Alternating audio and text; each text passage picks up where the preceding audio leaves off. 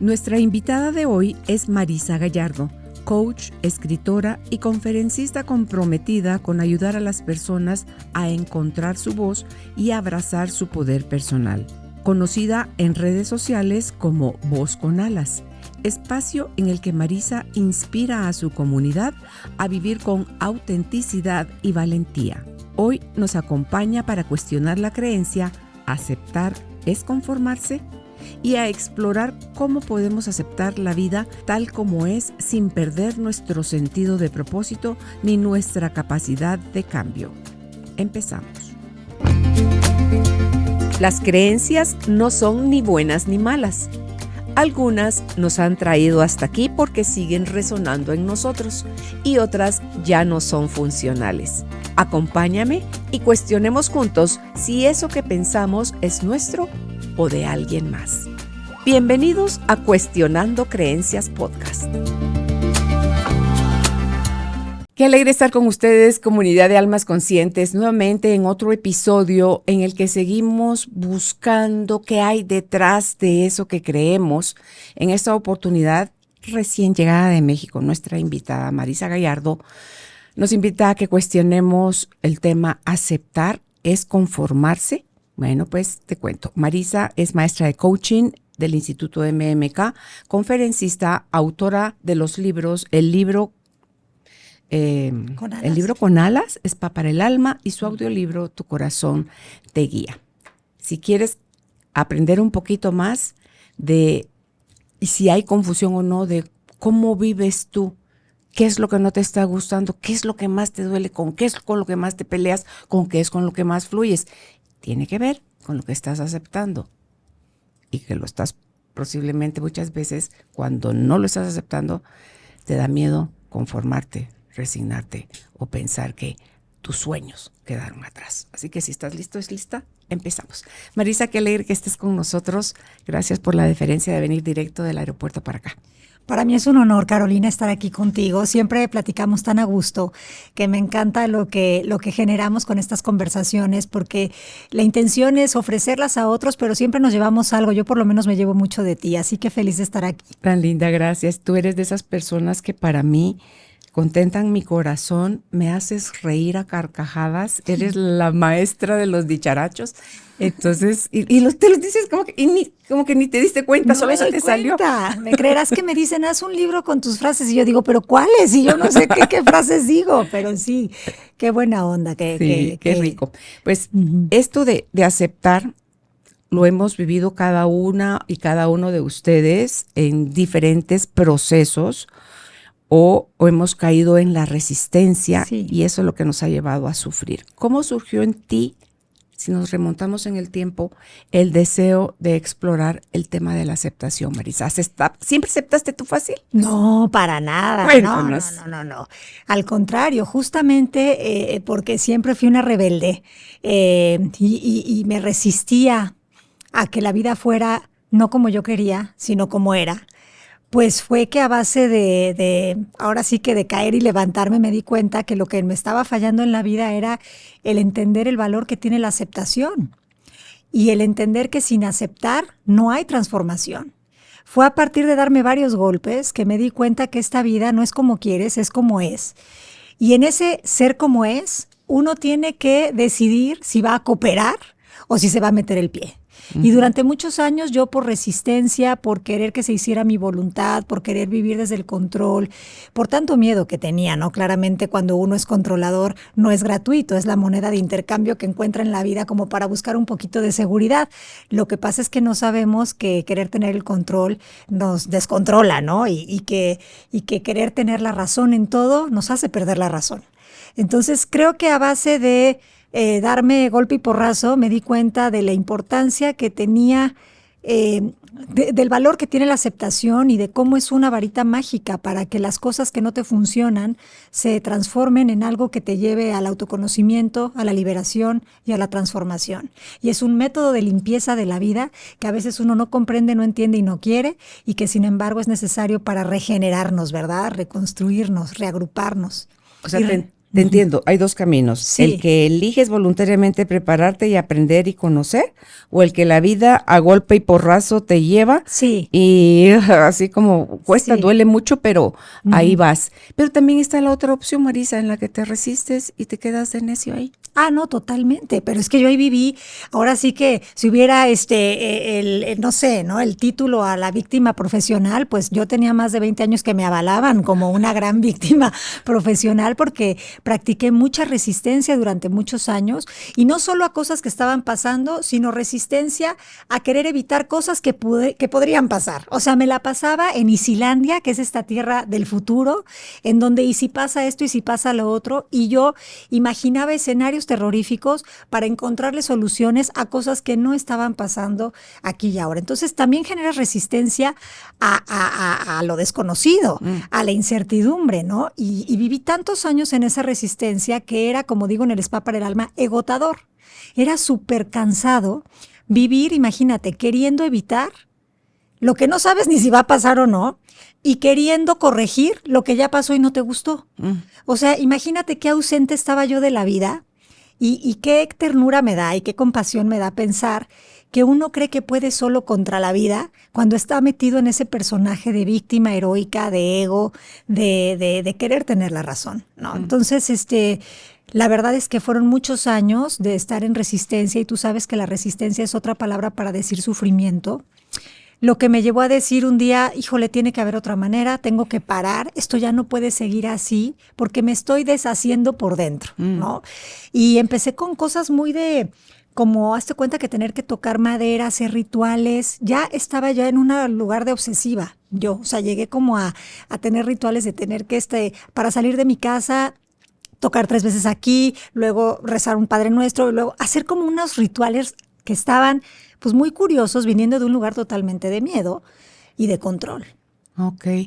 Ahorita me llama la atención esto último que dijiste y así como eso, ¿hubo algo más, Marisa, que fue tu punto de partida para decir, basta, lo mencionaste hace un momentito, el tiene que haber algo más? Mira, sí, hubo varias cosas, pero tú sabes que uno es muy ciego de uno mismo.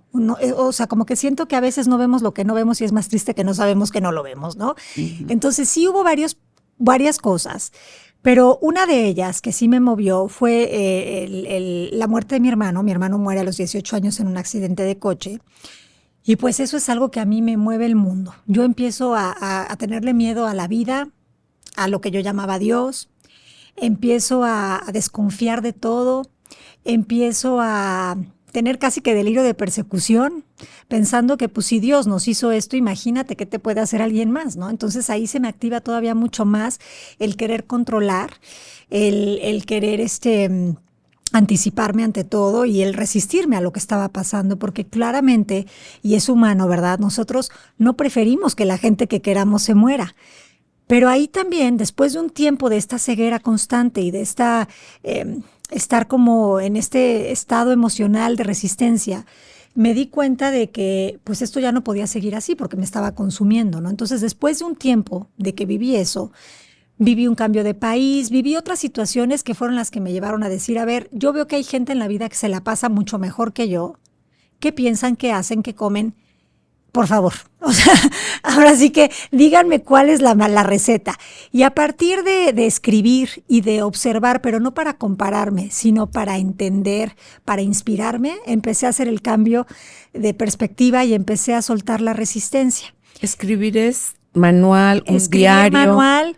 No un tema específico, escribir lo que estaba sintiendo en un momento determinado. Mira, empecé levantándome, teniendo en la mesita de noche una libretita, donde lo primero que hacía levantarme antes de quitarme la lagaña y de tomar café, era escribir, a veces sin sentido, obviamente sin puntos, sin comas, sin acento, o sea, lo que salía, y me daba cuenta que era como una cosa de limpieza. Yo siempre he soñado y tengo sueños muy lúcidos y me servía como de descarga mucho. A veces ponía cosas que soñaba y a veces simplemente ponía palabras sin sentido y muchas veces ponía palabras que estaban en modo víctima total y enojo, y entonces me hacía consciente de, híjole, ¿qué estás pensando? ¿En dónde está puesta tu atención? Que ve cómo es tu diálogo interno. Entonces eso era una radiografía muchas veces de cómo estaba yo por dentro.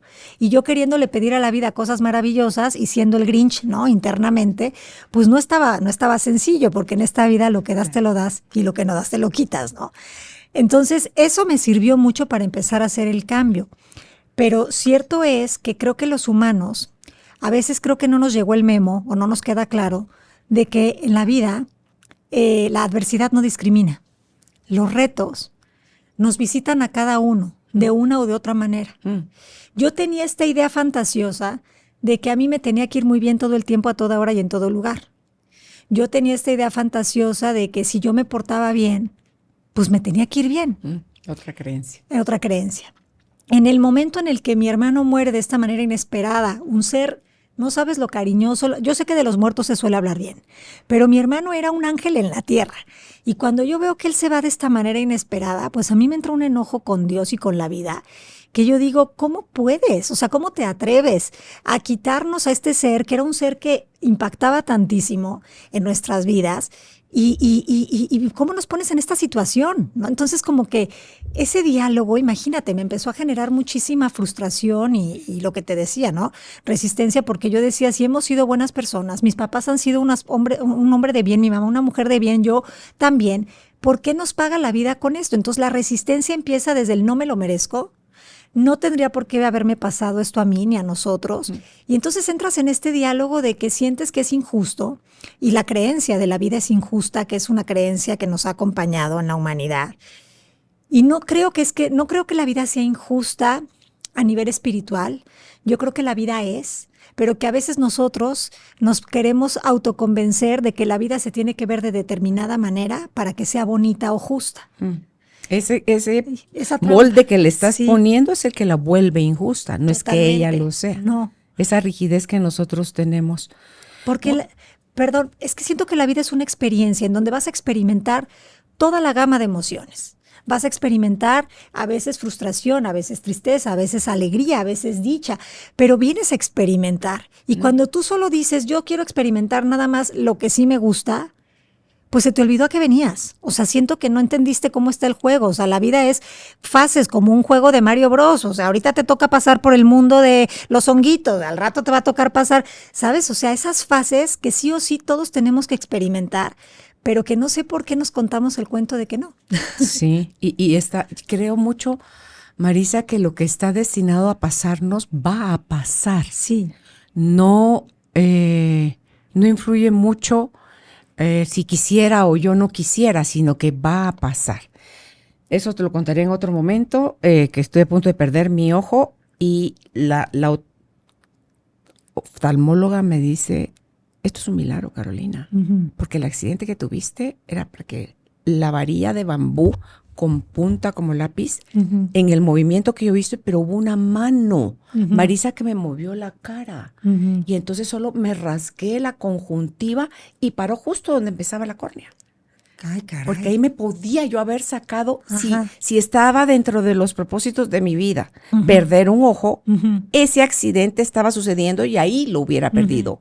Pero como no estaba en los propósitos, hubo algo que lo impidió. Que lo movió, sí. Sí, entonces digo yo, wow, o sea, todo cambia en un segundo. En un segundo. Estamos expuestos a todo y la vida en su infinito amor solo permite que sucedan las cosas, porque esa es su tarea, permitir que sucedan las cosas y a nosotros decidir cómo las queremos vivir, ¿verdad? Pero también aquí muchas personas dirán, bueno, pero entonces el destino está escrito, y yo les diría, no como tal. Va a haber ciertos eventos, desde mi óptica, que sí o sí cada quien vamos a tener que vivir porque son parte de la escuela de la vida, en donde vamos a desaprender información que ya no nos sirve y vamos a recordar quiénes somos en esencia. Y cada uno va a vivir ciertos eventos.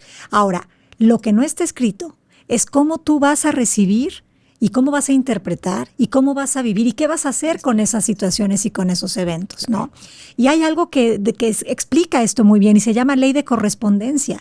O sea, como es adentro es afuera, ¿no? Y quiere decir, a veces somos inconscientes de las programaciones que tenemos. A veces no nos damos cuenta de cómo está tejida nuestra información, que hace que vivamos ciertas situaciones no con la finalidad de hacernos daño, no en nuestra contra, sino para nosotros. Eso a veces no implica que no tenga dolor. Claro que muchas veces va Es parte de la vida también el dolor. El dolor es parte de la vida. Lo que ya no es parte de la vida como tal es el sufrimiento prolongado producido por pensamientos, ¿no? Pero ¿cómo sabe yo que tú y yo no estamos ahorita en la guerra, en algún lugar del mundo? Pues porque no nos corresponde. Pero eso no significa que no tengamos nuestras propias batallas internas, ¿no? En ocasiones. Sí. Entonces siento que hacer las paces con que la vida no siempre va a venir como tú quieres. Y qué bueno. Porque no tenemos esa perspectiva, ese GPS que tiene la divinidad o la vida o el universo para saber realmente cuál es el camino que nos va a llevar a los deseos de nuestro corazón y a la expansión. Claro, y el aceptar, Marisa, no quiere decir tampoco que tenemos que renunciar a nuestros deseos. No. Uh-huh. Mira, este capítulo tiene que ver con eso, ¿no? Esta creencia de que aceptar es conformarse. No se trata de conformarse, se trata de aceptar que no tenemos el control sobre las cosas que están en el exterior, pero que sí tenemos el control de decidir cómo queremos vivir aquello que venga a nuestras vidas, ¿no? Entonces, a partir de ahí, cuando pase algo que no es lo que yo quiero, no es conformarse la palabra, sino que es aceptar que las cosas son y que las cosas son puede convertirse en algo muy útil para mí si yo estoy decidido y determinado a ver cómo eso está sucediendo para mí, aunque a veces eso sea doloroso. Pero tenemos que regresar a este punto de que quizás no salió lo que yo quería, porque a veces la gente cree que aceptar es que las cosas te gusten, ¿no? O sea, solo acepto lo que me gusta, lo que me funciona. Y no, aceptar implica que estás de acuerdo o que no estás de acuerdo. Tú puedes aceptar no estando de acuerdo que pasó algo, ¿verdad? Puedes aceptar que no estás de acuerdo, pero aún así eso no cambia la realidad. La realidad es que pasó. Y si ya pasó, ¿quién quiere ser en esa situación? Uh-huh. Y otra cosa que nos para en seco la aceptación es nada del pasado puede ser cambiado porque solo pudo ser como pudo ser. Claro. Y otra cosa de la que no somos conscientes, Marisa, es de que cuando nosotros estamos en resistencia, olvidamos porque le estamos adjudicando al otro este malestar que estoy sintiendo y es como yo misma me estoy haciendo sentir a mí, cómo yo misma pienso de la situación o la persona, cómo la trato y cómo me trato yo cuando estoy en resistencia versus a cuando estoy en aceptación. Uh-huh. Sí, pero ¿sabes cuál es la trampa? Que muchas veces uno no quiere aceptar. Primero porque lo que tú decías, ¿no? Si acepto significa que voy a renunciar a esto que yo quiero, que eso no es real. Y segundo porque moralmente tenemos la razón. O sea, no sé, ¿no? Por ejemplo, yo en el caso que te ponía de mi hermano, a mí me enseñaron que la ley de vida es que naces, creces, te reproduces y mueres, ¿verdad? Y mi hermano nació, creció, no le dio tiempo de reproducirse y se murió. Entonces como que a mí me quedaba de ver la vida porque a mí me habían dicho que naces, creces, te reproduces y mueres. Entonces yo tenía la razón porque a mí me habían enseñado a mí que por ley de vida la gente de determinada edad se va antes que los jóvenes. ¿Y qué crees? Que es mentira. La muerte es muerte desde que existe la vida. Uh-huh. Y se han muerto bebés, y se han muerto señores de 110 años, y se han muerto jóvenes y adultos, y se han muerto de todas las edades, porque eso no va... No hay una creencia que diga, o sea, no hay algo sustentado que diga que te vas a morir a tal edad. Claro. Pero ¿cómo nos vamos anestesiando con ideas por miedo a morir incluso, ¿verdad? ¿Cómo caemos en contarnos cuentos de no, hasta que seas viejito te mueres? Y a mí pues eso moralmente yo tenía la razón, entonces me generó una resistencia terrible a aceptar que una persona de 18 años se podía ir. Me imagino. ¿Cómo, Marisa, afecta en el aprendizaje si estoy aceptando porque lo estoy leyendo en libros, estoy asistiendo a cursos, a seminarios, o es a través de, wow, esos momentos, donde dice uno, te cayó el 20 y descubres? ¿Son las dos formas de aprender a aceptar las cosas como son? Bueno, hay gente que no tiene tanta programación como yo tenía y hay gente que ya nace con esa capacidad de aceptar lo que es con mucha facilidad. Los que no, aprendemos a base de golpe y porrazo. Sí, de golpe y porrazo, ¿no? No quisiera que tuviera que ser para todos así, es más, no creo que tenga que ser para todos así. Yo no creo que hay que sufrir para merecer, para nada, no pienso así, pero creo que uno se genera su propio sufrimiento a partir de que uno quiere tener la razón constantemente y uno se convierte en alguien aferrado, obstinado, inflexible, con cómo cree que deben de ser las cosas. Entonces siento que a mayor inflexibilidad, pues mayor sufrimiento, porque la vida se trata de movimiento, de adaptación, de crecimiento, de fluidez, ¿no? Y no puedes fluir mientras estás rígido en tu perspectiva. Entonces creo que para aceptar se vale primero aceptar la resistencia. Creo que yo lo que he vivido, tú sabes que recientemente pasé por una situación en donde me ha tocado dejar ir a un ser querido que ya no está en este plano. Y ese dolor, la forma en la que yo he estado aceptando que esta persona ya no está físicamente, porque es doloroso que tú antes veías a alguien diario y ahora ya no lo ves. La forma de poder como trabajar con eso primero fue aceptar la resistencia y decir, ¿sabes qué? Aunque esto pasó, no estoy de acuerdo, no me gustó, siento que no se vale, estoy en resistencia, estoy frustrada, estoy enojada, estoy en impotencia y no entiendo. Y me comprometo a quedarme así hasta nuevo aviso. Y entonces permitir eso hace más orgánico que después pases a la parte de la aceptación. Claro, le bajas a la resistencia. Ajá, le bajas a la resistencia y entonces ya te mueves aunque esto no es lo que quería, aquí estoy, vida. Y de esto quiero sacar algo que sea útil para mí. Pero no puedes pasar a esto sin pasar por el primer paso, que es resistirte un poco. Entonces la resistencia es el aviso del cambio. Que también te protege de alguna forma. Pues es tu guía también que te dice, sí, ve, no vayas, dilo, no lo digas. Siento yo que es como ese... Es una recalcular ruta, sí. Es un recalcular ruta. O sea, para mí el dolor es el aviso de que me tengo que adaptar a una nueva realidad física. Que si ayer yo veía a esta persona todos los días, hoy ya no. Y en lo que me adapto a eso requiere que yo haga cambios de perspectiva, que yo suelte ideas, que yo suelte las ganas de tener la razón, que yo suelte mi proyecto. Pon tú unas de las cosas que yo me contaba, es que este era mi proyecto de vida, es que yo quería llegar hasta viejita con esta persona, es que yo... Todo eso se tiene que ir soltando, deshaciendo y te toca renunciar. Y el ego no quiere renunciar, el ego piensa que existe a partir de tener, ¿no? Y entonces ahora yo verme en esta nueva vida, en donde ahora resulta que punto número 1 soy viuda, punto número 2 ¿qué hago con mi vida? Pues es como algo que no tenía, no estaba en tus planes. No estaba en mis planes y al ego no le gusta el cambio. O sea, no le gusta el cambio y no entiende que en esta vida física lo único que no cambia es el cambio. No le parece bien. Entonces, en lo que me adapto a renunciar a todo eso, pues imagínate, claro que hay resistencia, pero es necesaria.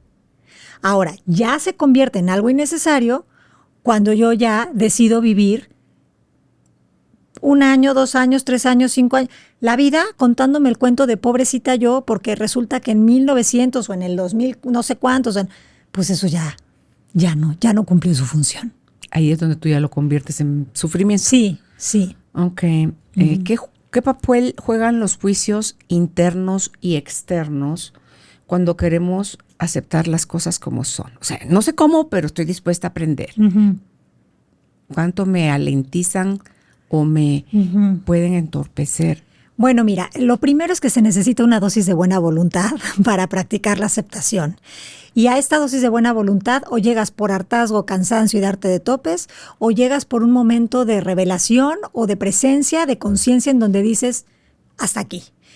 Ya que tienes esa dosis de buena voluntad, el ego te va a venir a visitar con muchísimos pensamientos, que son juicios, con los cuales te va a decir por qué no deberías de aceptar, ¿no? Y te va a decir, no por mala onda, sino porque así crecimos. La programación nos ha hecho pensar que, como la canción Luchando lo conseguirás, que sí, que no sé, ¿no? Que nunca te rindas.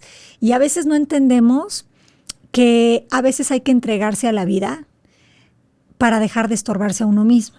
Entonces a veces sí toca rendirse, no de derrota, pero sí de entrega. Y los juicios te pueden impedir que te entregues y te pueden convertir en alguien que justifica el por qué vive así, frustrado y en impotencia, esperando que un día suceda algo mágico, místico, misterioso y musical que te saque del agujero. Y se te olvida que si tú no cambias tu perspectiva, eso no sucede, ¿verdad? Uh-huh. Y lo que haces con tus juicios es justificarte para poder seguir en tu silla de víctima por los siglos de los siglos, que además seguramente tu historia es tan buena que va a hacer que los demás digan, te entiendo perfecto. Claro. Con lo que tú viviste es para que estés así. Claro, desde la victimización buscamos que nos tengan lástima. Sí. No compasión, sino que lástima. Bueno, es que tiene muchas ganancias secundarias, ¿no? El papel de víctima. De entrada tienes atención dirigida. Segundo, a veces la víctima lo que quiere es reconocimiento como sea. Y por eso es que muchas veces, no sé si te pasa, pero vas al típico desayuno con amigas o cena y parece la competencia de las desgracias, porque es saber quién trae la nota. Es como que el morbo vende, ¿no? Como que el... Eso es horrible, eso drena. Sí drena, pero da un high. Da como... sí, es adictivo. Es adictivo escuchar que al de al lado le está yendo peor que a ti, porque dices, bueno, por un lado no estoy tan mal, y por el otro, si ya le está yendo muy mal y tú quieres llamar la atención, pues también quieres tener con qué. Entonces sí genera unos químicos. Date cuenta cómo está la industria hoy en día. O sea, a mí me encanta ver series y películas, sí, pero cada vez más, pues, es muy notorio que nos gusta como... Bueno, no quiero generalizar, pero que vende mucho el tema del drama, la verdad. Vende mucho y hay gente que no sabe vivir sin drama. Sí. ¿Nos podrías recomendar algún ejercicio práctico, Marisa, para empezar? Ahí sí, como estábamos hablando fuera de micrófono, flojito y cooperando. O sea, que, ¿verdad? O sea, ¿cómo puede uno dejar, tú hablabas hace un momentito, dejarse de estorbar a sí mismo para ir dando esos primeros pequeños, si no pasitos gateos de vivir en otra modalidad? Mira, para mí es bien poderoso el lenguaje. El lenguaje construye realidades o las destruye. Entonces, para mí algo que me ha servido muchísimo es precisamente decir, aunque esto no es lo que yo quería vivir, aunque no estoy de acuerdo con esto, aunque tengo mucho dolor, enojo, sufrimiento, me entrego aquí y ahora.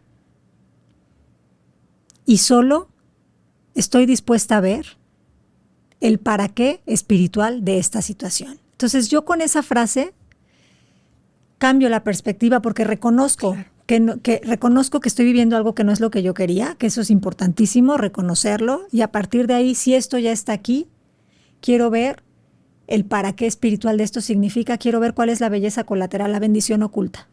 Que la trae, todo lo trae. Marisa. Todo lo trae. No siempre estamos dispuestos a saberlo y hay veces que hay gente que dice, pues en esta vida yo no la vi.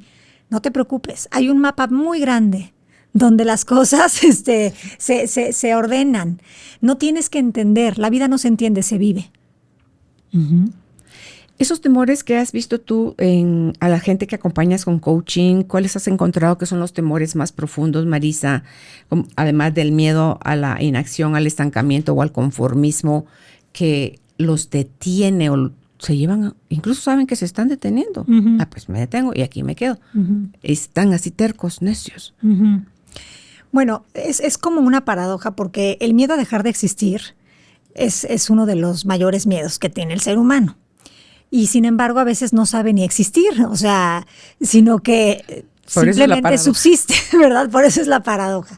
Pero yo te diría que justamente el miedo a no ser reconocido, visto, a sentir que no tienes derecho de piso, de existencia, es bien doloroso. Eso lleva a la gente a la autodestrucción a través de varias formas, ¿no? A través de pensamientos rumiantes constantes, repetitivos, que generan estados de ánimo, de apatía, que es prima hermana de la depresión, ¿verdad? A través de estarte metiendo el pie constantemente y demostrándote cómo te quedas a deber, y no porque esa sea tu esencia, sino porque ya te convenciste de eso y ya te pusiste un rol en la vida y estás cumpliendo la profecía de la reputación que tú mismo te diste. Por eso es que es bien importante que cada quien revise cuál es el concepto que tengo de mí mismo, porque dependiendo del concepto que tenga de mí mismo, o soy mi aliado o soy mi enemigo. Claro, y el lenguaje que uso al hablar de mí. Totalmente. Y la cosa aquí es que uno a veces no sabe quién es porque vive en un torturador mental que constantemente lo critica, lo juzga, se burla de uno mismo, ¿no? Entonces, si tú tienes esas voces de crítico interno, de juez, imagínate cómo se las vas a proyectar al exterior, ¿no? vas a salir a pensar que todo el mundo te señala, te excluye, te rechaza, te quiere quitar. Generar situaciones así para que tú valides que tú tienes razón. Sí, ¿verdad? exactamente. Y sobre todo porque no has visto quién eres. Y en esencia eres un ser con todo lo necesario para vivir una vida plena, que no significa una vida en donde a veces no te visiten los retos, porque los retos son parte del crecimiento personal, espiritual y de la evolución, ¿verdad? Es parte de estar en esta experiencia de la 3D. O sea, una de las maneras más amorosas sería entonces de enfrentar esas creencias, sería a través de observar nuestro lenguaje, de escucharnos y hacer la conexión, Marisa, entre cómo lo que me estoy diciendo me está haciendo sentir como me estoy sintiendo y me está llevando a actuar de la forma que lo estoy haciendo. Totalmente. Y lo que te digo, preguntarme qué es lo que creo y pienso de mí. ¿Quién soy yo según yo? ¿Qué es lo según quién? Según yo o según lo que escuché o creo que los demás, porque siempre es una interpretación, ¿verdad? Creo que los demás piensan de mí. Y a partir de ahí te vas a dar cuenta que si crees que tienes mal carácter, que no eres suficiente, que te falta ser más atractivo, más alto, más inteligente, pues ahí tú estás, el primer acto de desamor viene de ahí. Y cuando uno no se acepta, ¿cómo puede aceptar otras cosas? No. Pues estás como un receptor saturado de cosas que no le caben cosas nuevas. No hay manera de aceptar el exterior cuando no aceptas el interior. Y es más, el exterior se torna como una carrera de obstáculos porque internamente tú estás en modo no aceptación. Claro. ¿Hubo algún momento en tu vida donde la aceptación te trajo una gran información? Todos. Todos Cuando ya estuviste consciente. Donde he aceptado, de entrada la vida se ha sentido que avanza. Porque el estancamiento habla de la rigidez de no aceptar. Una persona que se siente estancada es una persona que no ha aceptado cosas.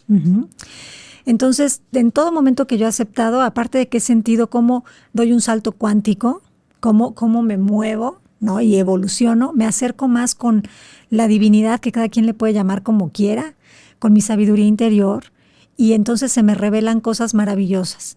En este momento que llevo 8 meses de estar viviendo este nuevo proceso, esta nueva forma de vida, te diría que tengo mis idas y venidas, pero aceptar que esto pasó, que esta persona físicamente ya no está, solo me ha conectado con el amor de maneras más profundas.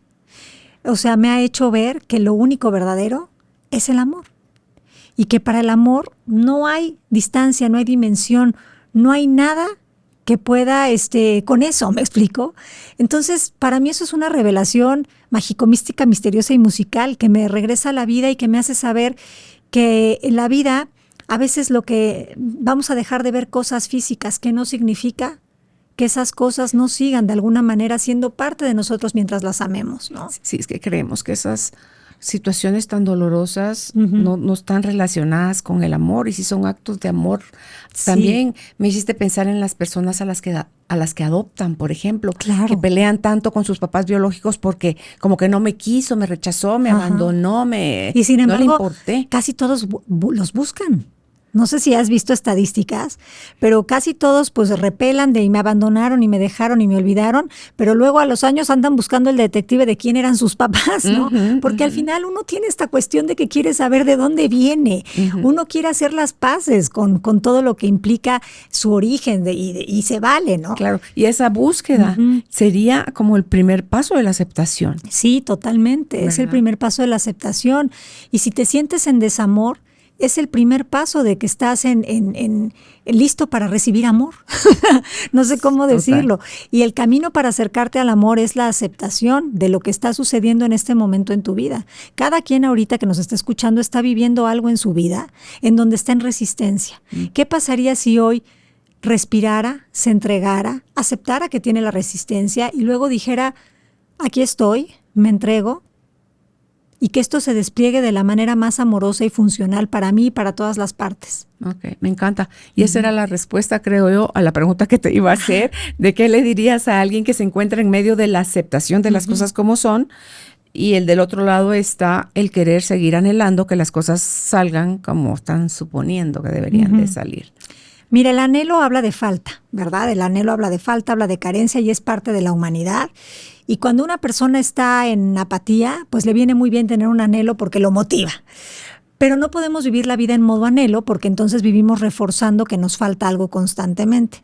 Entonces yo a una persona que sienta que está en el limbo entre aceptar y no aceptar, le diría que revise su pasado, que vaya tantito en el túnel del tiempo al pasado y que vea si todas las veces que no aceptó algo, las cosas funcionaron para bien o al contrario, se reforzaron esos obstáculos.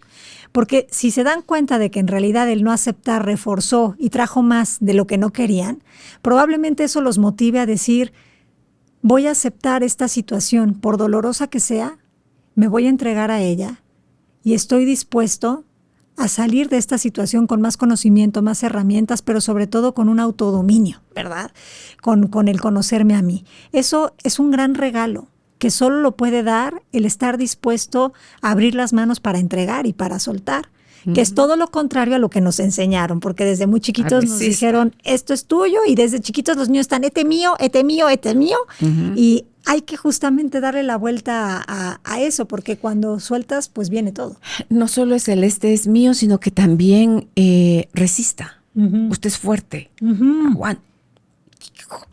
Mira, yo personalmente me harté de ser fuerte. Yo dije, ya no más. A mí ser fuerte me trajo, obviamente me mantuvo en la sobrevivencia un periodo de mi vida, pero otros donde pude ver el dolor que yo misma me causaba a mí y le causaba a otros desde mi mente rígida y desde forzarme Claro. a soportar cosas que lo que requerían era un límite. Totalmente. Y qué bueno que hablas de esto, porque a veces la gente cuando escucha aceptación piensa que si estoy en este matrimonio donde me están golpeando, pues tengo que aceptar, porque es lo que me tocó. No. Lo que tienes que aceptar es que esta persona pega y que a ti no te funciona que te peguen. Entonces tienes que poner un límite. Porque a veces la gente no entiende cuál es la línea entre aceptar y resignarse y conformarse, ¿no? Y la línea de aceptar es hacer transformación, o sea, es poner un hasta aquí y un alto a una situación en donde ya no funciona. O si es algo que está fuera de nuestras manos, la línea de aceptar es, ok, ya entendí que esto no está en mis manos. ¿Qué sí está en mis manos? En mis manos está hacerme cargo de mí, de cómo quiero vivir esta experiencia. Entonces, esto que dices creo que era muy importante que lo mencionáramos para que la gente no se confundiera con que esta es la cruz que me tocó cargar. No. Tú estás participando en cargar esa cruz. Claro. Ponte pilas, ¿no? Ajá, tú la estás eligiendo. Al cargarla, sí. Al cargarla. Entonces, que no se confunda eso, por favor, porque la aceptación no requiere fuerza, que es también lo que estabas diciendo, ¿no? Ser fuertes. La aceptación requiere ser humildes y ponerte muchas veces en modo vulnerable. Y el modo vulnerable es lo que te hace decir, ¿sabes qué? Ya no puedo seguirme metiendo el pie yo solo. Ya no puedo seguirme estorbando. Sí. ¿Sabes qué? Hasta aquí llegué yo con mi ego y mis recursos de control. Me entrego. Y en ese momento de humildad, de vulnerabilidad, llega la grandeza. Pero quien no es humilde, ahora sí que como hasta la Biblia decía, solo los mansos de corazón, ¿verdad? ¿Qué requiere esto? Dejar de ser soberbio. La soberbia es, yo sé cómo deberían de ser las cosas, cómo debería de comportarse Juan, Pedro y María. Y lo que yo necesito que hagan para que yo sea feliz es, las cosas deberían de pasar como, eso es soberbia absoluta. Y no nos damos cuenta. No, porque eso para nosotros no lo vemos como problema, sino como yo estoy en lo correcto, yo tengo la razón y todos los demás están equivocados. Y cuando tú ves un divorcio, otro divorcio, o hombres que maltratan, hombres que pegan, hombres mantenidos. O sea, ¿cuál es tu historia? ¿Cuál es el común denominador en tu historia? O sea, detente un ratito y date cuenta cómo tú eres quien está atrayendo ese tipo de situaciones y eso te va a ayudar a dar ese primer paso a buscar otra puerta de salida. Claro, y mira, mientras estamos en esta tercera dimensión, tener preferencias o gustos tienen un sentido útil, que es que te recalcula la ruta hacia donde tú quieres ir. Entonces, no sé, ¿no? Una persona, es que me fui infiel. Bueno, ok, te fui infiel. Entiendo que tú no prefirieras que te fueran infiel, pero si esto ya está aquí, esta preferencia, ¿para qué la vas a usar? Para moralmente justificarte y decir es que no debió de haber pasado y yo tengo la razón, o decir, bueno, esta persona se comporta de esta manera, no es personal, así es, me funciona o no me funciona, me quiero ser infiel a mí misma, sí o no.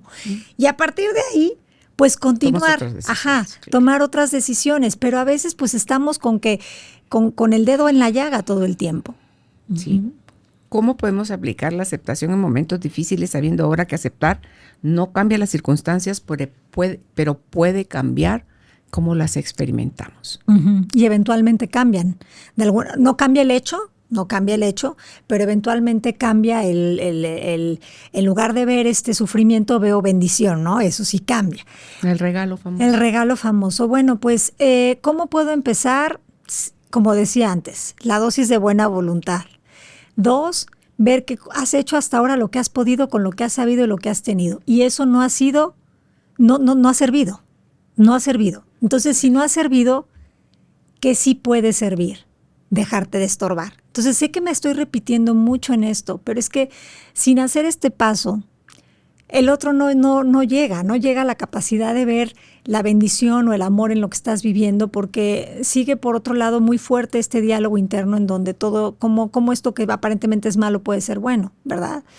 Entonces, cuando estamos en situaciones ante un diagnóstico, ante una llamada del fallecimiento de un ser querido, ante un divorcio que a lo mejor tú no querías, ¿no? Una bancarrota. Una bancarrota.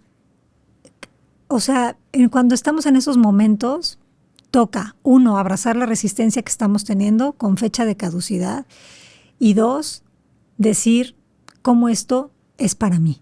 ¿Cómo puede ser esto para mí y no en mi contra?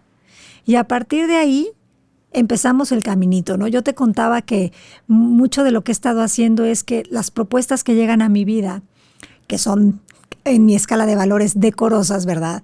Pues les digo sí. Y al decirles sí, se me va trazando una ruta de hacia dónde debo de ir. Y cuando no sabes qué hacer, no hagas nada. No hagas nada quiere decir que estorbe. O sea, no hagas más queja, no hagas más berrinche, no hagas más resistencia. Sí. Permítetela por un rato, ponle fecha, y una vez que pase esa fecha, si no sabes qué hacer, quédate donde estás, porque te aseguro que va a venir una acción inspirada que te va a mover del lugar. Lo creo, sí lo creo. Bueno, y si no, piensan en las veces que no sabían ni qué onda con sus vidas y el de repente, que no existe el de repente, porque siempre hay una semilla para que haya un de repente, simplemente te mueve, ¿no? Pues qué rica conversación, Marisa. Gracias por haber estado con nosotros. Yo quiero dejarte una pregunta, y es, ¿qué te han enseñado la aceptación y el poder de vivir desde esa paz que da la aceptación? Porque, como recién dice Marisa, hemos aceptado cosas que son esas semillas que después florecen o fructifican y que hasta las llegamos a olvidar. Me quedo de esta conversación con la importancia de atender a tu observador, esa parte que tú eres, como cuando tú te pones como un tercero a ver detrás de un vidrio qué es lo que está pasando cuando tú estás recordando una situación que te pasó. Ese observador que no está sintiendo, no está enjuiciando, sino que solo está viendo, que te veas, que te salgas de ti, no que te disocies, que te veas y te hagas consciente. Me quedó muy fuerte la palabra lenguaje, del lenguaje que estás utilizando cuando te describes a ti, cuando describes a otros. ¿Qué te exiges? ¿Qué exiges? ¿De qué careces? ¿Qué le estás adjudicando a los otros de tus carencias? En fin, todo eso es lo que va haciendo, como que sacándole espinas, sacándole rocas filosas al camino que te hacen meterte en una ruta de resistencia, y no de resistencia de vas a aguantar y vas a llegar, no, de resistencia donde no estás aceptando que lo que te está pasando es perfecto, es necesario y tiene un propósito que es de amor. Entonces, hay que pasar por cada una de las etapas de los aprendizajes para que podamos finalmente, como también mencionó Marisa, quedarnos con ese regalo que cada situación de nuestra vida trae a nuestra expansión y evolución de nuestra conciencia. Así que esperamos haberte dejado más dudas. Pues sí, porque eso hace que se cuestionen. Yo quisiera solo agregar que la gratitud es el bálsamo, ¿no? Para mí la gratitud es el antídoto del dolor, y la gratitud es la elección que yo tengo de enfocarme en aquello que me hace evolucionar. Entonces, en todo nosotros podemos elegir en qué nos queremos enfocar.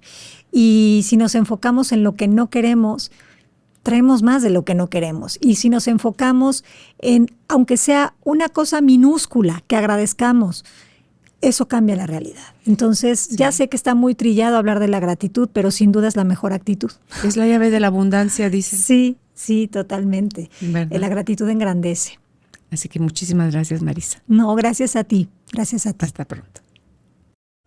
Cuando modificamos lo que pensamos, todo nuestro mundo se transforma. Gracias por acompañarnos y atreverte a cuestionar tus creencias más arraigadas.